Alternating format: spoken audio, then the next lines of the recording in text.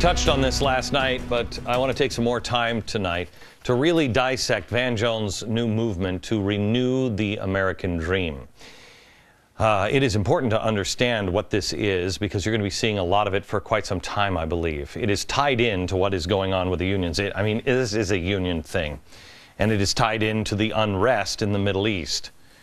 Look at the logos. Is it a coincidence? International Socialist Organization, the AFL-CIO Wisconsin. The logos look exactly the same, don't they? Socialists, AFL-CIO. Here's what Van Jones said at the AFL-CIO rally that had the permit pulled by the International Socialist Organization this weekend. Watch. I think that the American dream is under attack now. I don't mean the American fantasy, that everybody's going to be a billionaire, win on American Idol. I just mean the American dream. You can make it if you try here. If you work hard, you can get somewhere. Where did Van Jones come from? First of all, let's look at this piece by piece. The prerequisite attack the rich, class warfare opening salvo. I don't mean everybody's got to be a billionaire and win on American Idol. I don't think there's anyone that says that is the American dream. Secondly, the real American dream under attack? Yes, absolutely, but not for the reasons Van Jones thinks it is. It's ironic that some of the people who are the best examples of the American dream, and I'll bet you Van Jones is one of them, people who work hard and you can get somewhere, that's what Van Jones said it was, you can work hard and get somewhere, are the ones who are screaming the loudest, like Van Jones, that the system is broken. Let's take, for an example, the President of the United States. He's an African American, born from a biracial, broken home, whose father was from Africa. His father left him, his mother left him to then be raised by his grandparents. He then spent his time in Hawaii and Indonesia, and he didn't even live on the mainland of the U.S. until he was in college. He was a guy who turned his back on a lucrative law career for community organizing, for the love of Pete. And then suddenly, through hard work, determination, and talent, he's the President of the United States of America. Does that sound like a system that is broken, or one where minorities or not the so well off have no chance? This guy is the champion of America. That dream is under attack because those who achieved the dream already are telling the rest of us that it can't happen. I'm here to tell you I grew up in a bakery with my dad. I've achieved the American dream. You can do it. They are slamming the door, just as Tocqueville said they would 150 years ago, and they're shutting it through regulation and legislation. And Van Jones is insinuating that now it is Governor Scott Walker and his attempt to rein in the budget in his state that is the attack on that dream. That's being taken away from people. And when a governor gives his money, gives tax breaks to his corporate friends, and then turns around and starts attacking the folks who hold our communities together and hold our neighborhoods together every day, that's wrong. Okay, Van, come on. You're smarter than this. Is Scott Walker taking away the American dream from the people? Is he attacking people who hold our communities and our neighborhoods together? That would be wrong, wouldn't it? Well, the first thing, Scott Walker gave tax breaks to his corporate friends. He did not. What he did do was sign a bill to incentivize businesses to bring jobs to Wisconsin from other states, whereby if a company relocates to Wisconsin, they wouldn't have to pay income tax for the first 2 years. Now, I'm thinking that what Governor Walker has come up with is a pretty good signal to CEOs and small businesses that Wisconsin is a business-friendly or more business-friendly than, let's say, let me think of New York or California. I'm a little disappointed in Van here. He's been working lately on the hard part, being sensitive and loving, showing a new tone. To say that Walker is attacking anyone, people holding together our communities or our neighborhoods, is simply vitriolic and mean-spirited. Walker is not attacking, not the teachers, not the police, not the firefighters, not the unions. He is doing what he has been elected to do. Back to Van. You don't run for office, and have a hidden agenda to take away democratic rights from people. He never said he's going to take away democratic rights from people when he ran. He got in there and then he did this sneak attack, and that is wrong. I believe he said this. Okay, so this may come as a shock, but I can't find collective bargaining in the Bill of Rights or the Constitution. I can't find it. In fact, FDR said collective bargaining would destroy us. Yes, Franklin Delano Roosevelt. Look it up. When you're bargaining with the taxpayers' money, you can't do it. Oh, and by the way, Van, we're not a democracy. So, Van, what is it we should take away from all of this? There's a movement coming in America that's going to stand for the best of our country. It's going to say we should be turning to each other for solutions, not on each other and blaming each other. And that we can be that kind of country again. All the hope and the love and the good spirit that people felt really in both parties in 2008, that can come back to our country again, and it should come back to our country again. I think we can see now that there are two ways of being engaged in America. You can either be moving us toward more hope and more love and more solidarity, or we could be moving toward more fear and anger. I love you, Van Jones. You are the best, smartest, radical communist I've ever, well, I haven't met you, but I've ever seen on television. All of the hope and the love and the good spirit that people felt in both parties in 2008. There were about 60 million people who weren't really feeling all that hope and love and spirit, but Van Jones from the extreme left and Barack Obama, who promised to fundamentally transform America, it kind of bothered a few people.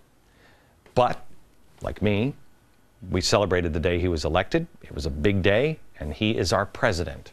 What Van is saying here is, if we, on the right, will just be quiet and go along with the extremist leftist agenda that he has now dropped the radical pose for the radical ends, we'll be able to get along. If not, it may get ugly. I mean, does this look like a hand out or a fist?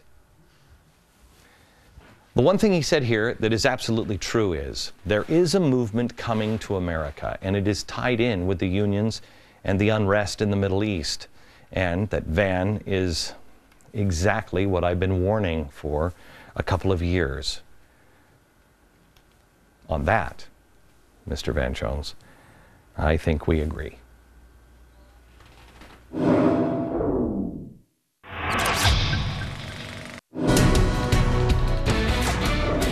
An update on something we mentioned last night. Over the weekend, we found out that not only is Louis Farrakhan an unabashed friend of brutal Libyan dictator Muammar Gaddafi, who will not distance himself from the bloodstained leader, he actually embraced him, but only in front of a crowd of 18,000 people. He also strongly believes that all of the unrest in the Middle East is coming here. Watch. What you're looking at in Tunisia, in Egypt, in Yemen, in Jordan, in Libya, in Bahrain, and soon, very soon, in all the nations of the world, and even sooner to take place in America. Maybe he's getting his talking points from this program. Then Mr. Farrakhan had this chilling announcement. This is a sign that the great Mahdi that the Muslim world has been looking for is present in the world. That the Christ that you hoped for, God is stimulating the rise of the masses. And soon it will come to these shores. Indeed, it has already begun. He talked about the 12th Imam, or the Mahdi, and it has already begun. He says he's alive on earth now. You remember a couple of weeks ago when crazy talk, you know, it's crazy, caliphate, or the Mahdi, woohoo, yeah, it seems to be all the rage, doesn't it? I want you to know I don't believe they can pull off a Muslim caliphate all around the world. I don't believe in the Mahdi or the 12th Imam. I am showing you what they believe, so maybe someone will see it and pay a little attention. We have, if I may, we have Ahmadinejad now saying to his followers, rise up, the Mahdi is alive, take the West. We have the 9th most powerful Muslim in the world, Al-Qaradawi, saying, rise up and take the West, now is the time. We have the radical cleric from Britain hosting an Islamic rally on Thursday at the White House saying, rise up and take the West, a caliphate. And now Louis Farrakhan saying, rise up and take the West, the Mahdi is alive. You can dismiss any of these guys as a nut job because they all are. But Louis Farrakhan had 18,000 listeners at his speech on Sunday. The other guy is the 8th most or 9th most powerful Muslim in the world. What do you think? Maybe we should pay attention to this? Because I believe they're serious.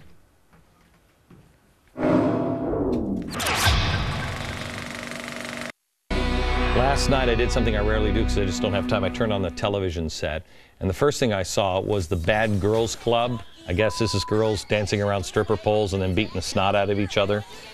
I turned the channel, and now it was on MTV. I found Bully Beatdown. Once again, people just trying to beat the living snot out of each other. But on this show, the winner gets $10,000. Changed the channel again. On last night was Joan Rivers, who, no offense, has officially morphed into the cat lady. And she is going after people for what they wore at the Oscars. World's on fire. I flipped channel again.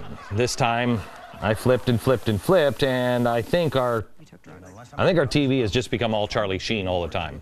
I mean, you could literally watch this guy's meltdown on every network. The world is on fire, but our fascination is focused on this man and his breakdown. I hate to go all grandpa on you without having any grandkids, but not even in my day, not even my daughter's day, who's 20, would these things have been on TV. This stuff is lunatic fringe, and Charlie Sheen would have been shunned by our society. Tiger Woods was, and that was 18 months ago. What happened to shame? All of these things on TV, I realized last night, have one thing in common. Fame, shock for celebrity status, money, and looks. Look where our culture has taken us. It is time, America, that we wake ourselves up and our friends and our neighbors. And if they won't listen to you, that's fine. Go find another friend, another neighbor. And if they won't listen to you, shake the dust off your shoes and go find another friend and another neighbor. Every great society has reality shows. In the Roman Empire, it was the Colosseum with the lions and the Christians. In France, it was with Marie Antoinette, and it was cakes and circuses. It's always at the end of those republics. Charlie Sheen and the women of the Bad Girls Club, is that our cakes and circuses? It's time to wake up now, or all we're going to have left is a reality show. I don't want you to miss this Friday's episode. It's History of Revolutions. You have to know the past so we don't repeat the same mistakes in the future. From New York. Thanks for watching.